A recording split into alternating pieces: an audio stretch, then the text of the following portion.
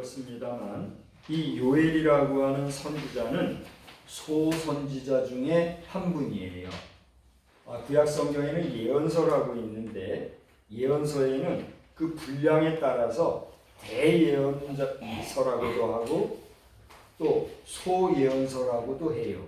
근데 이 요엘 선지자라고 하는 분은 우선은 그 분량이 적어요. 한 3장 정도 되는 분량이고, 그리고 그가 활동한 지역도 좀 적은 지역이다 이렇게 볼 수가 있어요. 우리 대한민국이라고 하는 나라가 있다면 대한민국에도 팔도가 있잖아요. 우리 오랜만에 우리나라 팔도가 어딘가 한번 살펴볼까요? 자, 어디예요? 전라남북도, 경상남북도, 그다음 경상남북도.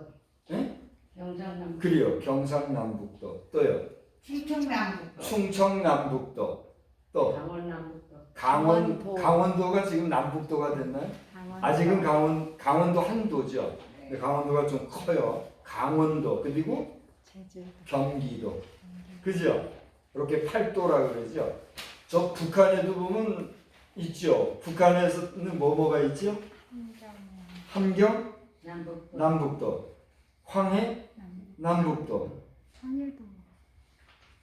황해도라고 하나요? 황해도도 옛날에는 하나 됐어요. 지금 남북도. 황해 남북도라고. 또요. 황해도라고. 또 뭐가 있죠? 해안 남북도. 평안 남북도. 또 뭐가 있죠? 두 개가 더 있을 텐데. 잘 모르세요?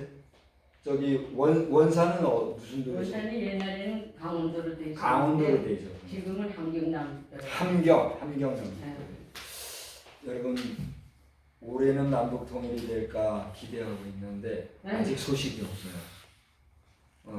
어쨌거나 하나님께서 우리 남북을 통일시켜 주셔서 정말 우리가 이 시대지 말에 전 국제사회 속에서 하나님의 말씀을 널리 전하는 제사장 국가로서의 귀한 사명을 잘 감당하는 제1의 이스라엘이 예수님을 부정하고 그렇게 해서 지금까지 왔다고 할진데 제2의 이스라엘이라고 하는 우리 대한민국이 첫 번 이스라엘을 이어서 주님 오시기 전에 주님 재림하시기 전날 직전까지 사명 감당 잘하는 그런 민족으로 거듭나는 역사를 우리 다 같이 기도하고 또 그렇게 될 줄로 믿고 나아가시기 바랍니다.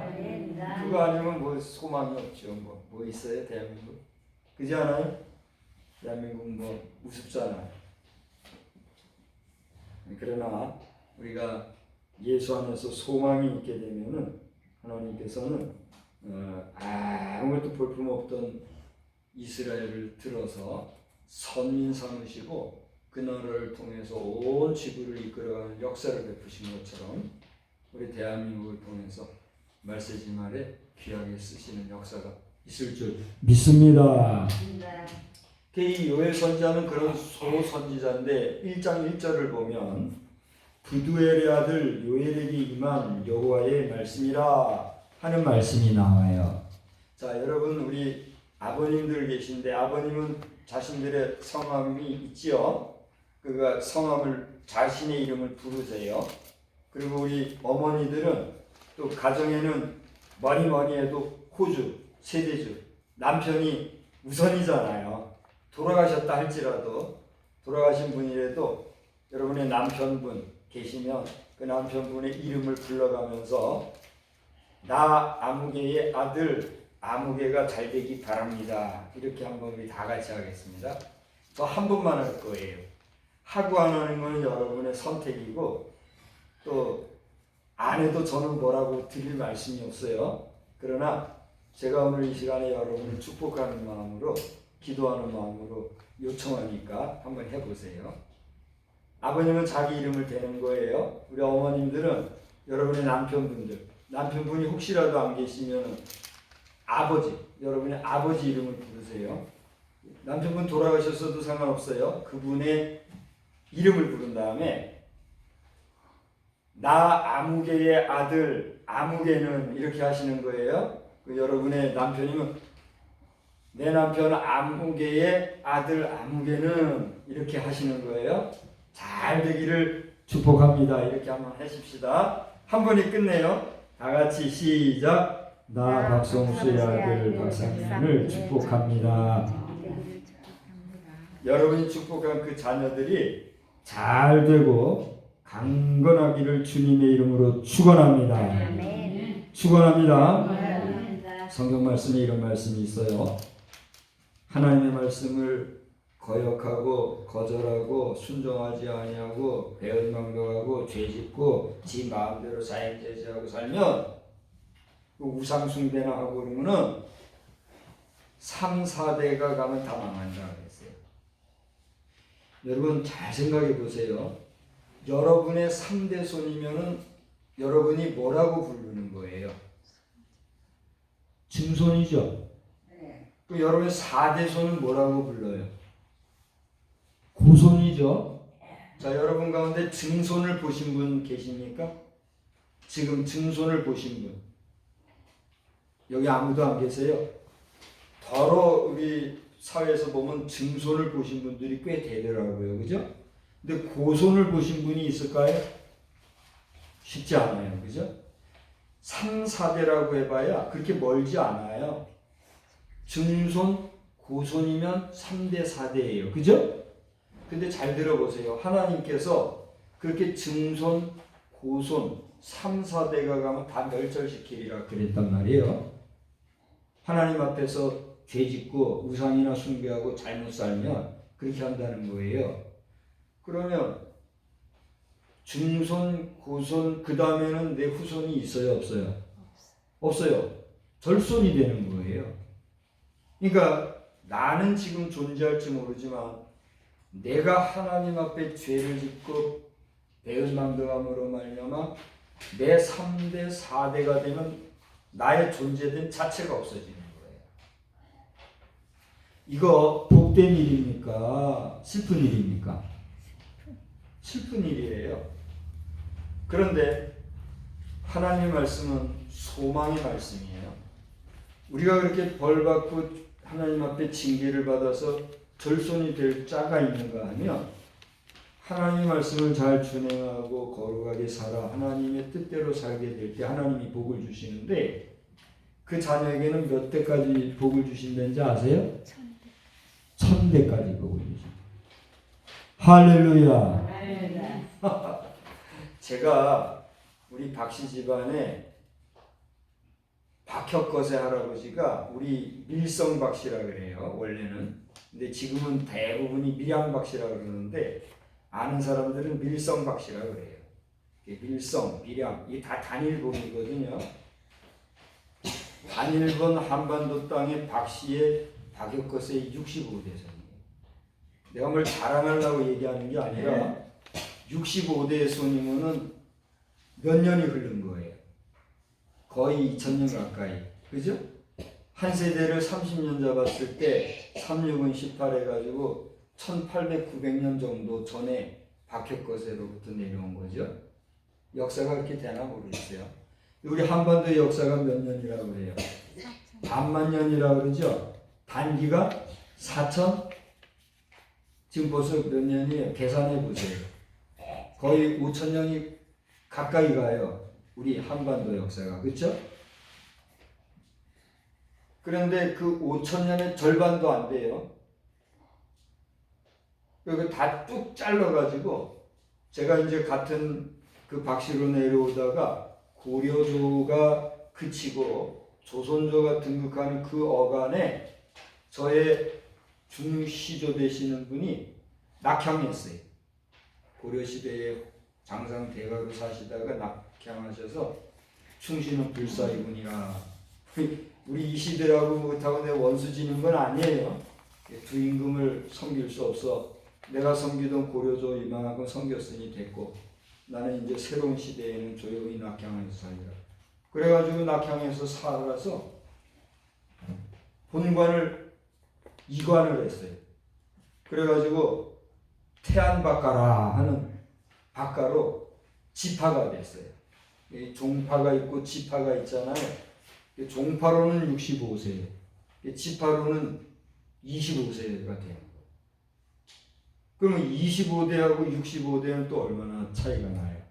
벌써 1000년 이상 차이가 나요. 그죠? 근데 보세요. 그 까마득한 1000년, 2000년 가까운 시대만 해도 아까 몇 대라고 그랬죠? 겨우 65대라고 했어요. 100대도 안 돼요. 100대도. 근데 1000대까지 복을 주겠다 그랬으니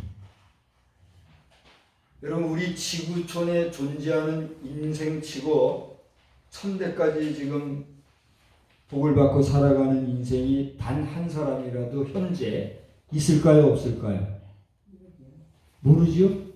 모르는 게 답인 것 같아요. 모르죠? 어쨌건지 간에 우리가 산수 계산식으로 하면은 현재 지구촌에 거하는 사람들 가운데 1000대를 사는 사람이 단 한 사람, 한 가족이라도 있어요? 없어요? 없어요. 기가 막힌 노릇이에요.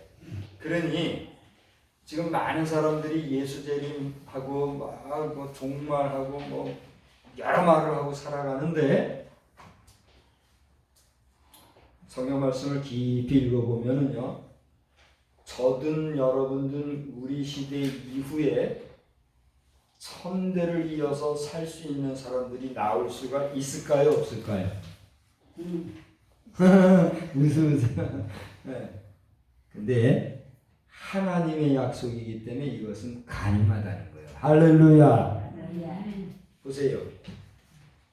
안 믿는 사람이 지구촌에는 더 많아요. 지금 우리가 살아가는 인생들 가운데 하나님을 안 믿는 사람이 믿는 사람보다 더 많아요. 제가 선교학을 공부했기 때문에 그걸 알아요. 우리 인구가 70억이 넘는데 현재 하나님을 안 믿는 사람이 믿는 사람보다 더 많단 말이에요.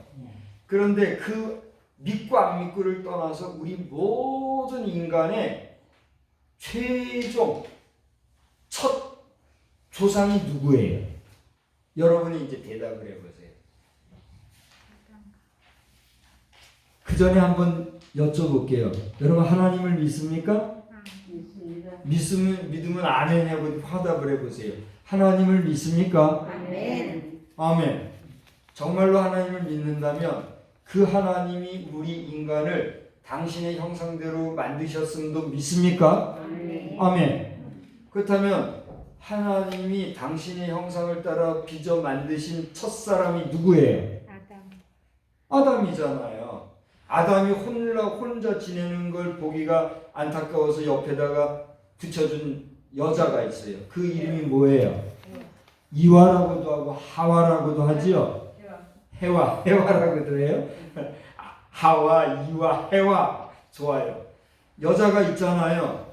그러니까 모든 우리 인간이라고 하는, 우리 사람이라고 하는 존재의 첫 조상이 누구예요? 아담이잖아요. 그러니까 한반도 땅에서 겨우 65대, 좀 더 올라가면은 반만년의 역사를 가지고 뭐 단군의 자손이다 우리 얘기하잖아요.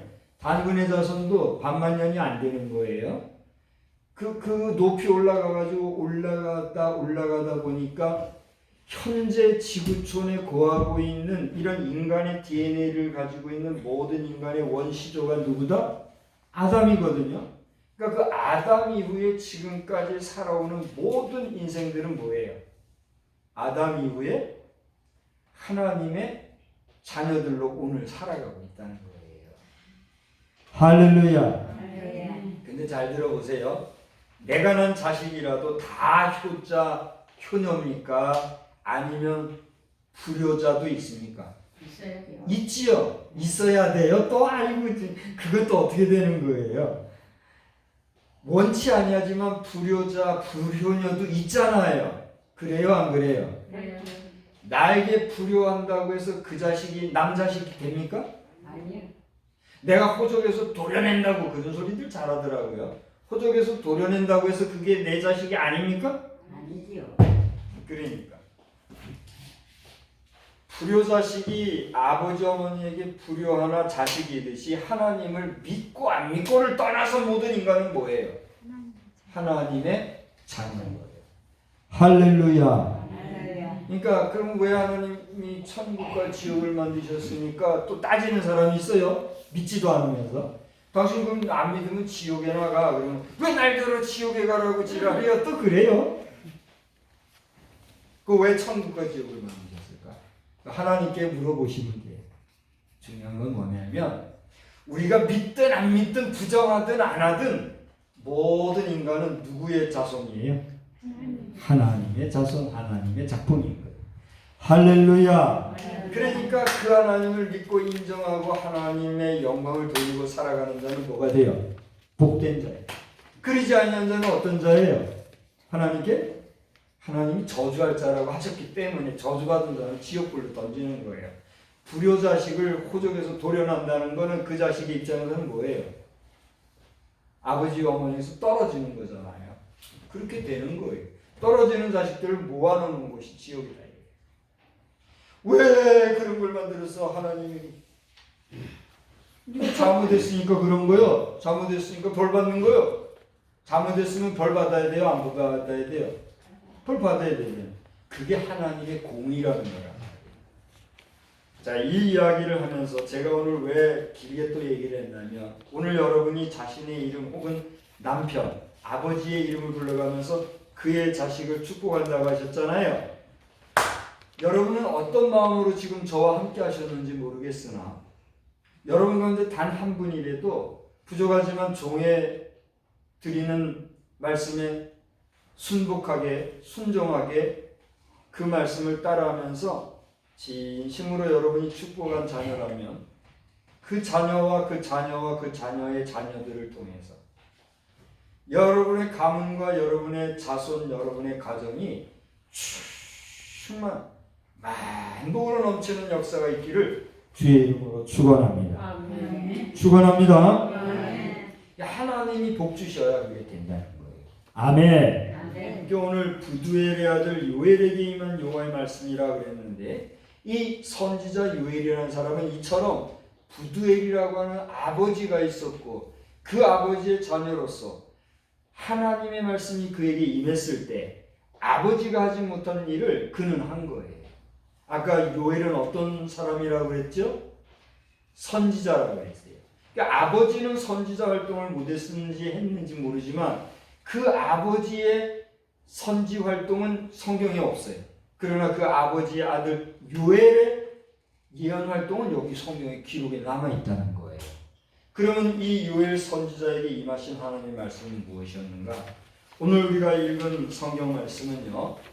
메뚜기라고 하는 재앙이 있었는데 그 메뚜기 재앙에 대한 이야기 끝에 하나님께서 능력과 권능의 임금이시다라고 하는 얘기를 우리에게 해주고 있는 부분이에요. 요엘서 1장 4절에 보면 제가 이제부터 얘기할 테니까 머릿속에 떠오르는가 생각해 보세요. 팥중이가 있어요. 팥중이가 뭔지 아세요?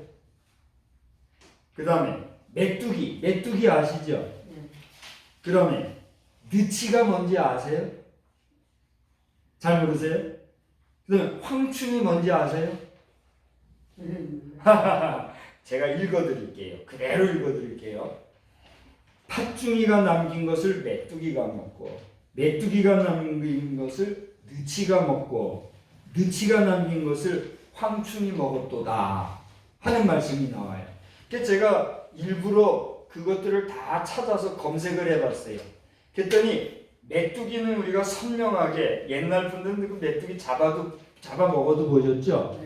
푸르고 그렇잖아요. 선명하고. 그런데 여기 팥중이나 느치나 또 황충이 같은 것들은요 색깔이 좀 잿빛이에요. 그래서 잘 보이지도 않고 흉측하게 생겼어요. 그런데 메뚜기처럼 날개가 있어서 날아가고 긴 다리가 있어서 껑충껑충 뛰기도 하는 그런 곤충이에요. 메뚜기같이 비슷하게 생겼는데 다르더라고요.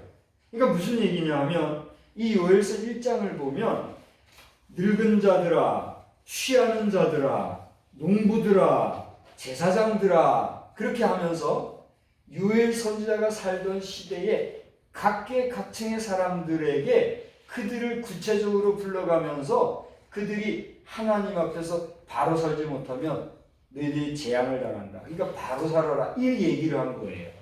그러면서 오늘 4절에 말씀드린 팥중이, 메뚜기, 황충, 느치 이렇게 나온 것들은 뭐냐면 하나님께서 심판을 하시면 인간이 아무리 수고하고 노력해도 한 번에 싹쓸이가 된다는 거예요. 여러분 메뚜기 재앙이라고 들어보셨죠? 언제 있었던 재앙이죠? 털복. 그렇습니다. 펄벅에 나오는 메뚜기. 알겠어요.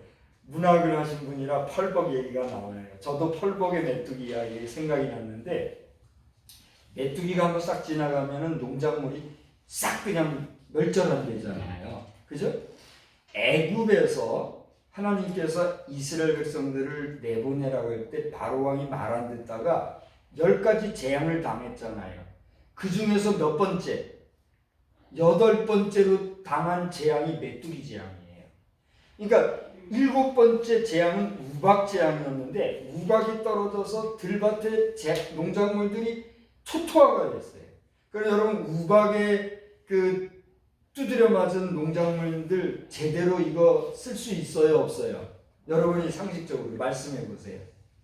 우박 맞은 농작물들은 다 버렸다 이렇게 하잖아요. 근데 잘 들어보세요.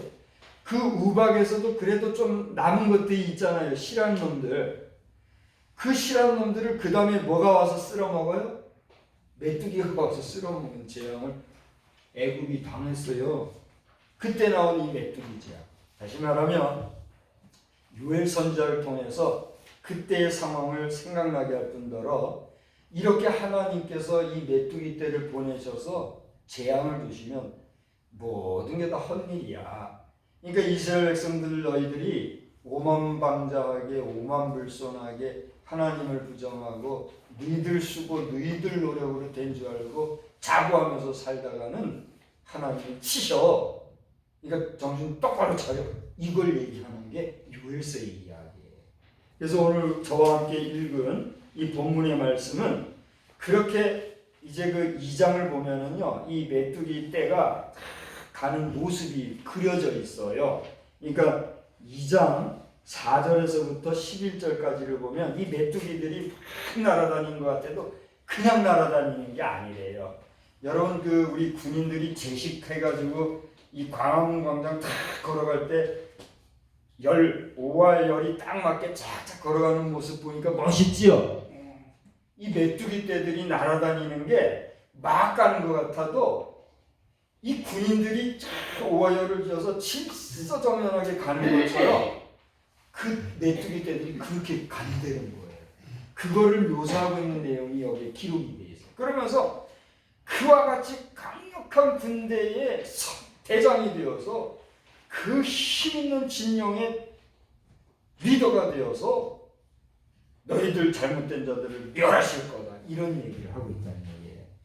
우리 하나님은 강한 분이에요? 약한 분이에요?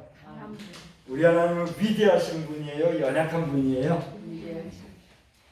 위대하고 강하신 하나님이 우리 앞서서 또 여러분이 축복한 우리의 자녀손들이 하나님의 뜻에 맞게 의롭게 살아가실 때에는 그들의 앞서서 하나님께서 그들을 이끌고 하시는 능력 있는 모습을 보여주실 것이다.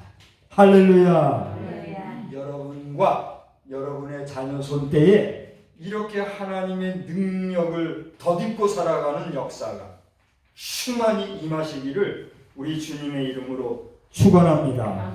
축원합니다. 그리고 제목을 크고 심히 두려운 여호와의 날이라 그랬나.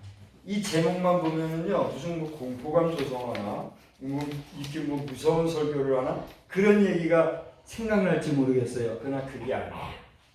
이렇게 크고 심히 두려운 하나님의 심판의 날이 오기 전에 오히려 힘있고 능력이 있으신 그 하나님이 여러분을 이끌고 모든 만사에 평탄하게 되고 충만하게 하시는 역사에 그 하나님의 자녀 백성이 되어서 여러분이 대대손손 천대만대 복받는 자녀들이 되시기 바랍니다.